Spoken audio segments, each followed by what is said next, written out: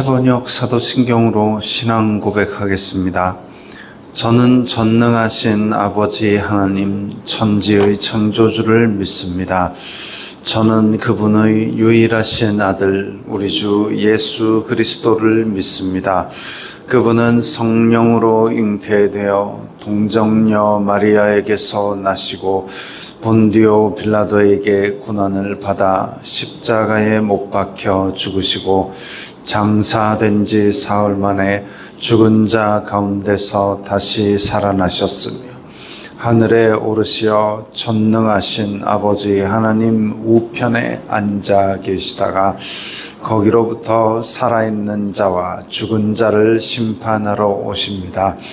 저는 성령을 믿으며 거룩한 공교회와 성도의 교제와 죄를 용서받는 것과 몸의 부활과 영생을 믿습니다. 아멘. 거룩하신 하나님 아버지 감사합니다.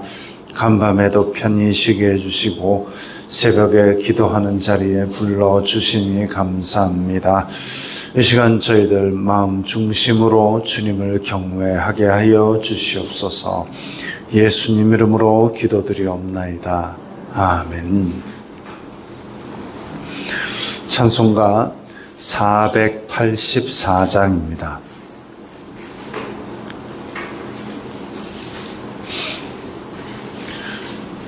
찬송가 484장입니다.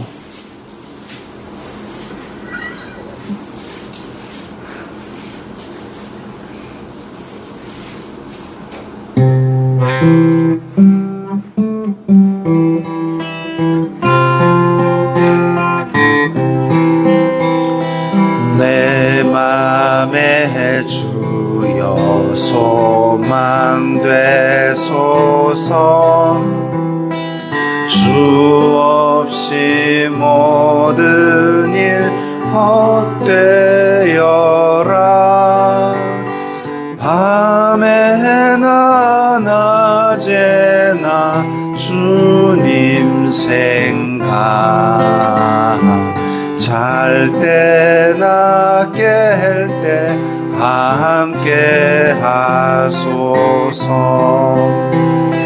지혜의 주여 말씀으로서 언제나 내 안에 계십소서. 주는 내 아버지 나는 아들, 주 안에 내가 늘 함께하네.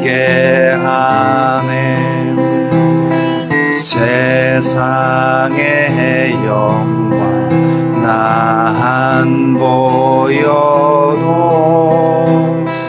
언제나 주님은 나의 기억.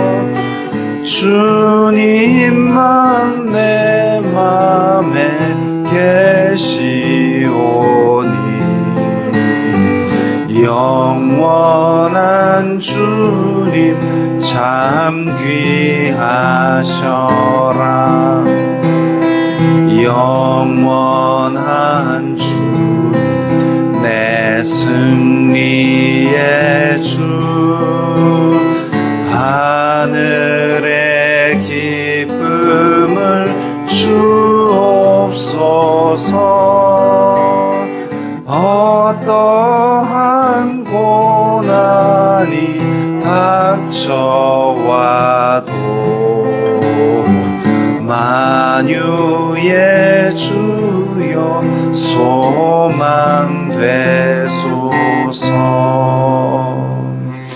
아멘.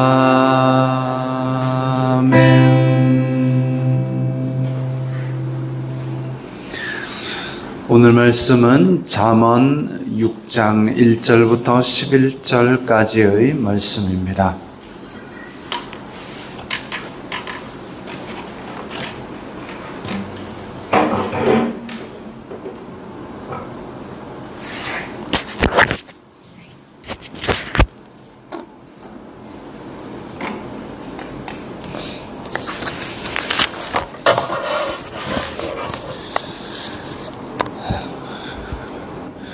잠언 6장 1절부터 11절까지의 말씀 함께 읽겠습니다. 내 아들아, 내가 만일 이웃을 위하여 담보하며 타인을 위하여 보증하였으면 내 입의 말로 내가 얽혔으며 내 입의 말로 인하여 잡히게 되었느니라.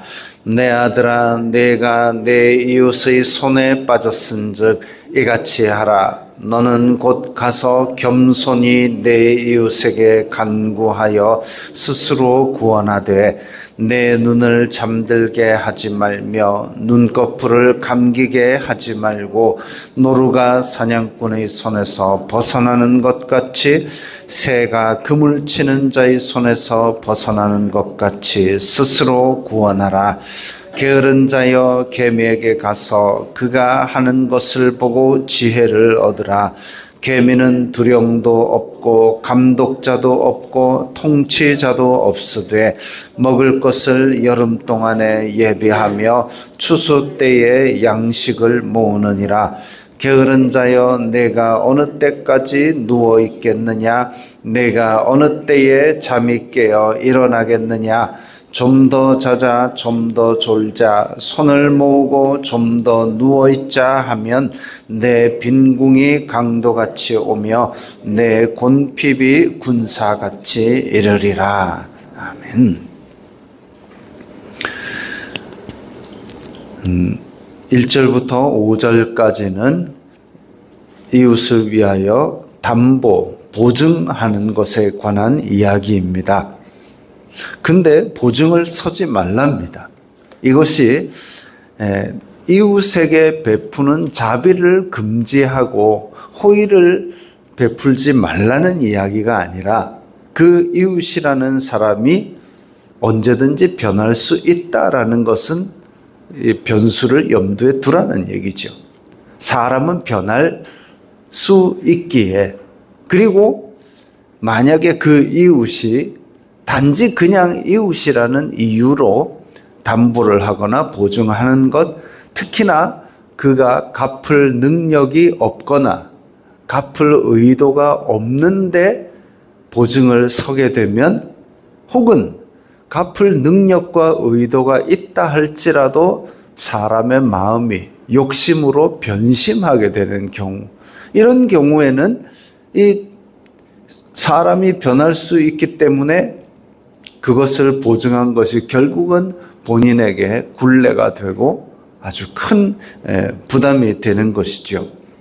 특히나 이 잠언이 쓰여지던 시기에는 빚을 못 갚으면, 지금도 보증이라는 것은 빚을 못 갚으면 자기의 재산을 팔고 빚까지 지게 되는데, 그때 당시에는 잘못하면 종으로 팔려가기도 합니다. 종으로 팔려가 버리면 그 집안은 이제 갚을 이웃 때문에 자기 집이 아예 몰락하게 되는 거예요. 종으로 팔려가니까. 근데 이스라엘에는 희년이라는 법이 있어서 가난을 대물림하지 않도록 희년이 되면 빚을 탕감하고 다시 다 원기업으로 돌려보내는 법이 있었음에도 불구하고 어쨌든 이렇게 갚을 능력이 없거나 의도가 없거나 아니면 욕심으로 변심한 사람들 때문에 보증했던 것이 큰 굴레로 돌아오는 일이 많았던 모양입니다. 내 입의 말로 얽혔으면 내 입의 말로 잡히게 되었노라.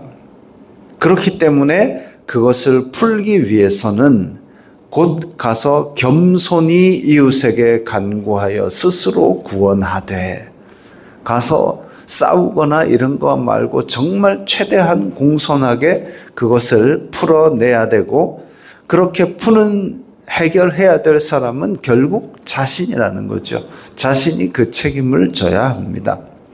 4절에 내 눈을 잠들게 하지 말며 눈꺼풀을 감기게 하지 말라. 뜬금없이 이런 얘기가 나왔는데, 아마 이런 표현이 잠들게 한다, 눈꺼풀을 감기게 한다, 이 표현이 아마 중근동 지역에서는 그 낙담하여서 망연자실한 그런 상태를 나타내는 표현으로 보입니다. 그래서 낙담하고 망연자실하고 그냥 주저앉아 있지 말고 이런 보증을 잘못하여 섰다 할지라도 겸손히 가서 최대한 정중하게 그것을 풀어내기를 간구하면서 풀려날 때는 노루가 사냥꾼의 손에서 벗어나는 것 같이 그렇게 후다닥 빠져나와야 된다는 얘기죠. 사람은 변할 수 있습니다. 혹은 갚을 능력이나 의도가 있다 할지라도 사람이 욕심 때문에 그것을 변심하는 그런 경우도 있죠. 그렇기 때문에 이런 경우에는 정말 사냥꾼의 손 혹은 그물 치는 자의 손 같은 그런 보증의 덫에서 빠져나와야 된다라는 겁니다. 그 다음에 6절부터 11절까지는 게으름에 관한 교훈입니다. 게으른 자여 개미에게 가서 그가 하는 것을 보고 지혜를 얻으라. 개미가 우리에게 뭘 가르치겠습니까? 그냥 자기 본능대로 사는 것이죠. 그러나 그런 미물이라 할지라도 거기에서 우리는 스승을 발견할 수가 있습니다. 개미는 두령도 없고 감독자도 없고 통치자도 없으되 개미는 누가 시키거나 감독하지도 않는데 여름 동안에 예비하고 추수 때에 양식을 모은다 그랬습니다. 이게 지금 당장은 풍요롭다 할지라도 미래는 모르는 일이기 때문에 항상 그것에 대한 준비를 하고 있어야 된다는 얘기죠. 우리나라도 IMF라는 큰 혹독한 시련을 겪었지 않습니까? 그 직전에 어땠는지 아십니까? 서면 로타리 나가면 그 서면 로타리 주변에 있는 큰 빌딩이 다 금융 관련된 회사들이 들어와 있는데 큰 전광판에다가 제가 지금도 기억합니다. 이자가 38%, 40% 이렇게 줬습니다. 저축은행 이런 데서.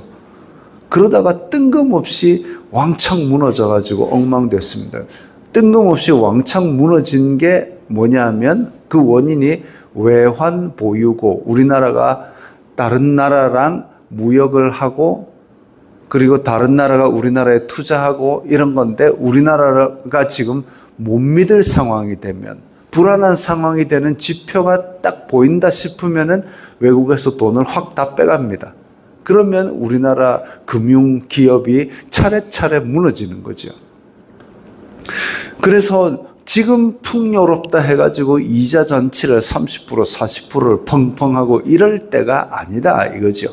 근데 지금도 상당히 큰 위기입니다. 정치적인 큰 위기가 있기 때문에 외국 투자 회사들이 우리나라에 지금 이 투자를 계속 해야 되냐 말아야 되느냐 근데 의외로 큰 변동이 없네 하면서 아직은 묵혀놓고 있는데 지금 프랑스가 신용 등급이 하락했습니다.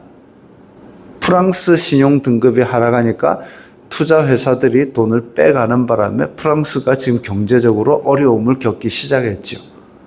우리나라도 지금 아직 신용 등급이 발표가 안 됐습니다. 봄에 발표가 될 겁니다. 그런데 이때에 만약에 우리나라의 등급을 낮게 조절한다면 굉장히 큰 파장이 예상이 됩니다. 아직은 물가가 그렇게 뛰지 않고 지금 우리나라 국채에 대해서는 다 팔기 시작했습니다. 외국인들이. 눈치가 굉장히 빠르죠. 국채를 팔기 시작했다라는 것은 상당히 경제 지표가 불안할 예상을 하고 있다는 얘기인데 그러니까 외국인들이 우리나라가 보증하는 채권을 팔기 시작했다는 건데 만약에 봄에 등급이 낮게 떨어진다? 그러면 더 큰 위기가 올 수 있습니다. 근데 여기에서 지표를 보는 게 물가가 안정되면 그래도 아직은 볼만하다 이렇게 볼 수 있습니다. 이 와중에 국내 경기를 진작한다고 지역 상품권을 더 발행한다거나 아니면 우리 무슨 국가에서 그때 코로나 때 경제 지원금 뭐 25만 원씩인가 이렇게 주는 거 있죠. 이런 걸 만약에 하게 되면 돈이 풀리죠. 그러면 물가가 올라갑니다. 국채는 팔리고 있고 물가가 올라가게 되면 신용등급이 좋게 나올 수가 없죠. 그래서 가만히 있다가 야 나라에서 돈 준다더라. 한 명당 20만 원이니까 우리 가족 4명 우와 80만 원이 들어온다. 기뻐할 일이 아닙니다. 이거 물가가 들썩거리게 되면 결국은 더 큰 위기를 당하게 될 수도 있죠. 언발에 오줌을 넣어가지고는 경제가 풀리지 않습니다. 지금은 풍요롭더라도 미래는 모르는 일이기 때문에 이렇게 여름 동안에 예비하고 추수 때 양식을 모으는 개미처럼 불안한 상황, 지금 당장 뭔가 급하다 해가지고 후다닥 잘못했다 하면 결국은 추수 때에 모아놓은 양식이 없기 때문에 추수 때에 야 풍요롭다 잔치하자 하면 개미는 겨울에 다 굶어 죽습니다. 그렇기 때문에 개미가 하는 것을 보고 배워야 되는 것이죠. 게으른 자여 내가 어느 때까지 누워 있겠느냐, 어느 때에 잠이 깨어 일어나겠느냐.